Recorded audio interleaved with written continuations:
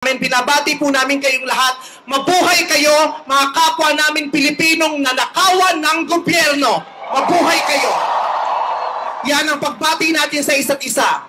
At para sa lahat naman ng mga politiko at bahagi na ng gobyerno na nagnakaw sa atin, nagnanakaw sa atin, mga nakatingin habang may nagnanakaw sa atin, mga kasama ng mga nagnanakaw sa atin, mga alam na may nagnanakaw pero hindi nagsasalita, mga kasama ng mga nagnanakaw, mga nagtatago ng magnanakaw, isa lang ang gusto namin sabihin sa inyong lahat. Patawad kay Father, pero putang ina ninyo! Puta-puta ka ng mga putang ina nyo! Katatapos lang ng misa, pero Panginoon, patawarin nyo kami, pero totoo yan. Ito ang wika ng lahat ng mga Pilipinong ninakawan. Putang ina nyo! Putang ina nyo! Putang ina nyo!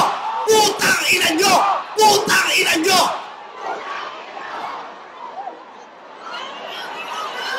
Putang ina nyo! Tapos na ang panahon ng mga bababait at ng mga resilient